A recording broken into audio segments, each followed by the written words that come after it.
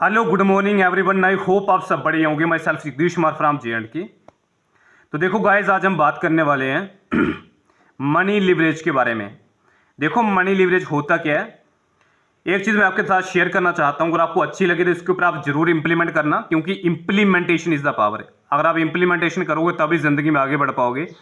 बेशक आपके पास नॉलेज बहुत है, बेशक आपके पास एक्सपीरियंस बहुत है, बेशक आपके पास तजुर्बा बहुत बड़ी है, लेकिन जब तक आप उस चीज़ के ऊपर इंप्लीमेंट नहीं करोगे वो किसी फायदा के नहीं है।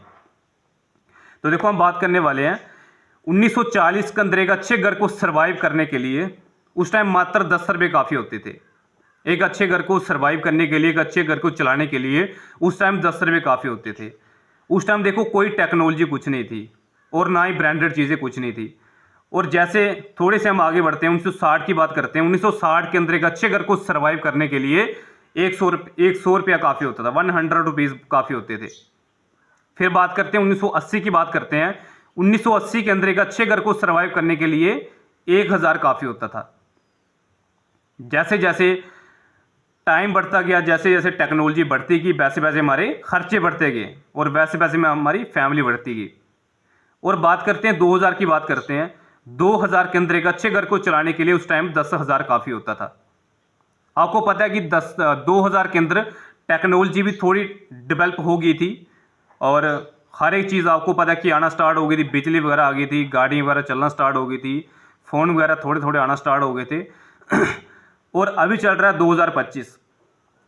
2025 के अंदर एक अच्छे घर को सरवाइव करने के लिए 1 लाख रुपए चाहिए। मानते हो चीज़ को आप?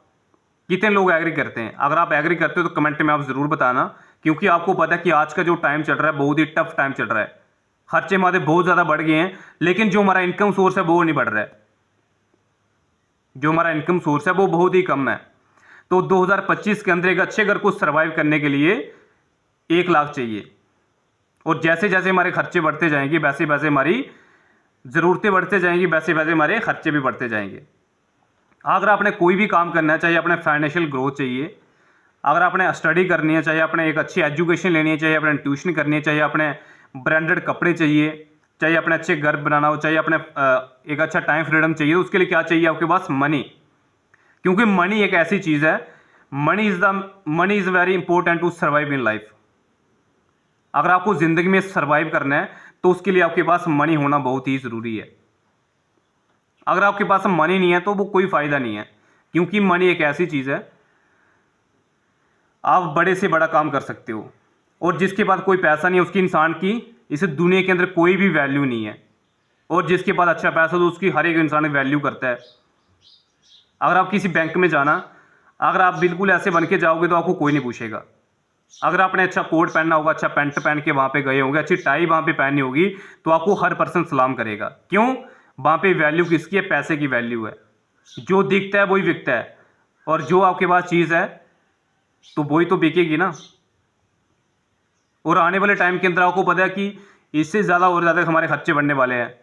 लेकिन आप कुछ ऐसा आपके पास इनकम सोर्स है जहाँ से आप अपनी इनकम को डेवलप कर सकते हो, जहाँ से आप अपने आप को स्टेबल कर सकते हो, जहाँ से आप अपनी फाइनेंशियल ग्रोथ कर सकते हो, जहाँ से आप अपनी इनकम को ग्रोथ कर सकते हो। आज के टाइम के अंदर आपको पता है कि मार्केट के अंदर कोई भी ऐसा ऑप्शन नहीं है।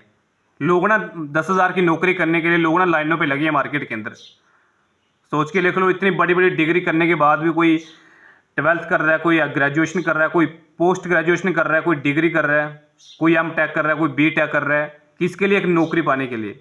हम 15-20 साल स्कूल के अंदर लगाते हैं, उसके बाद हमारे पास कौन सा ऐसा रास्ता होता है जहाँ से हमें जाते ही नौकरी मिल जाएगी? क्योंकि देखो सरकार के पास भी इतनी सीटें नहीं होती है ना। और मान के चलो जैसे हम कमरे के अंदर बैठे हैं, अगर यहाँ पे आते ही 10 लोग हैं तो हम यहाँ पे 100 लोग कैसे बढ़ेंगे? जितनी उनके पास सीटें होती हैं उतनी ही हम वो वहाँ पे उनको एंटर करते हैं। और आने वाले टाइम के अंदर आपको पता है कितने खर्चे हमारे बढ़ने वाले हैं।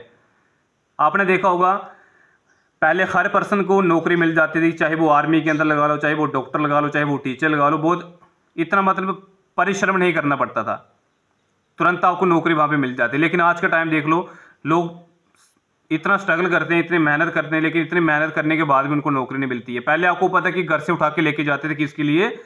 नौकरी के लिए, आर्मी की नौकरी के लिए। लेकिन आज देखो वही आर्मी है, और वहाँ पे 10 वैकेंसी निकलती है तो वहाँ पे लाखों बच्चे फॉर्म फिल करते हैं, तो हर एक पर्सन को नौकरी थोड़ी मिलेगी।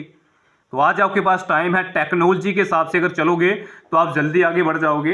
क्योंकि देखो जिस चीज़ का ट्रेंड होता है, अगर आप अपने आप को ट्रेंड के हिसाब से चेंज नहीं करोगे तो ट्रेंड आपको अपने हिसाब से चेंज कर देगा। जिस दिन टेक्नोलॉजी ने आपको चलाना स्टार्ट कर दिया उस दिन बहुत बड़ी दिक्कत होगी। अगर टेक्नोलॉजी को अपने माइंड से चलाओगे, अपने हिसाब से चलाओगे तो आप बहुत ज़्यादा आगे बढ़ सकते हो। क्योंकि जो आने वाला जो टाइम है, जो भी टाइम चल रहा है, वो टाइम है आर्टिफिशियल इंटेलिजेंस का टाइम है। जो काम हम हाथ से कर रहे हैं वही काम आज के टाइम के अंदर को रोबोट कर रहे हैं, मशीनें कर रही हैं। बड़ी बड़ी कंपनीज के अंदर, बड़ी बड़ी फैक्ट्री के अंदर मशीनें काम कर रही हैं। और किसी फैक्ट्री के अंदर लगा लो, किसी कंपनी के अंदर लगा लो, अगर वहाँ पे 10 बंदे काम कर रहे हैं, जो उसका मालिक होगा उसको सैलरी भी प्रोवाइड करनी है और उनको घर भी भेजना है। और उनकी इंसान की लिमिट होती है, इंसान 8 घंटे काम कर सकता है, 10 घंटे काम कर सकता है, खींच के 12 घंटे इंसान काम कर सकता है। लेकिन जो उसका मालिक है, अगर उसको आइडिया आ गया कि मैं यहाँ पे मशीन लगाऊंगा और मशीन से हम जितना भी काम करवा सकते हैं वो कर लेगी, और उसको ना कभी थकान होगी ना वो कभी थकेगी, तो उससे जितना मर्जी काम करवा लो, ना उसको कोई सैलरी प्रोवाइड करनी है। और वहाँ पे उसने मशीन रख दी तो वो 10 बंदों का अकेला काम कर सकती है। लेकिन जो 10 बंदे वो तो बेरोजगार हो गए ना, फिर वो कहाँ पे जाएंगे। तो इसलिए आने वाला जो टाइम है वो आर्टिफिशियल इंटेलिजेंस का टाइम है। आपने देखा होगा पहले बैंक के अंदर देख लो बड़ी बड़ी लाइनें लगती थी पैसे निकालने के लिए। देखो आजकल क्या चल रहा है, फोन पे चल रहा है, गूगल पे चल रहा है, एटीएम चल रहा है, पेटीएम चल रहा है, बहुत ही सरल हो गया है। लेकिन आप तभी कर पाओगे जब आप आर्टिफिशियल इंटेलिजेंस को अपने हिसाब से चलाओगे। देखो मैं एक चीज आपको बताना चाहता हूं, जो हमारा माइंड है ना जी, हमारे एक इतना तगड़ा इंस्ट्रूमेंट मिला हुआ है। आप जो चीज इसको पूछोगे जी आपको जरूर बताएगा। अगर आप ये पूछोगे कि मेरे को महीने का 1 लाख चाहिए, जी आपको जरूर बताएगा। अगर आप इसको ये पूछोगे मेरे को महीने का 1 लाख चाहिए, या 2 लाख चाहिए, या 4 लाख या 5 लाख चाहिए, जी आपको जरूर बताएगा। जो इंसान कमा रहा है वो भी तो इंसान ही है, लेकिन जो इंसान महीने का 10,000 कमा रहा है वो भी इंसान ही है, और जो इंसान महीने का लाखों कमा रहे हैं वो भी तो इंसान ही है। एक इंसान वो है जिसने जहाज बनाया है, एक इंसान वो है जो उसके अंदर बैठ के जा रहा है, और एक इंसान वो है जो नीचे से देख रहा है तो इंसान ही है। जो उसके अंदर बैठ के जा रहा है वो भी इंसान ही है, और जिसने बनाया है वो भी इंसान ही है, और जो नीचे देख रहा है वो भी इंसान है। फर्क बस इस चीज का है, सोच का फर्क है। The greatest gift that human have to ability think and believe. जो हमारा माइंड सोच सकता है हम उसको कर भी सकते हैं। जिस चीज की कल्पना हो सकती है उस चीज की रचना भी हो सकती है। तो घबराइए मत, एक्शन लीजिए, एक्शन टेकर बनिए। एक्शन टेकर बनोगे तो आने वाले टाइम के अंदर आपको पछतावा नहीं होगा कि काश मैंने उस टाइम मेहनत कर ली होगी, आज मैं जिंदगी में कामयाब होता।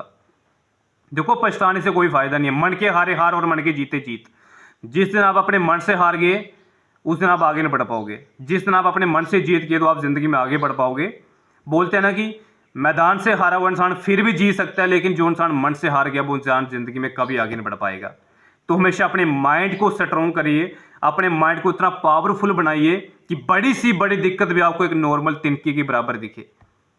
और तिनके के बराबर आपको तभी दिखेगी जब आपकी मेंटल हेल्थ बहुत ज़्यादा स्ट्रॉन्ग होगी।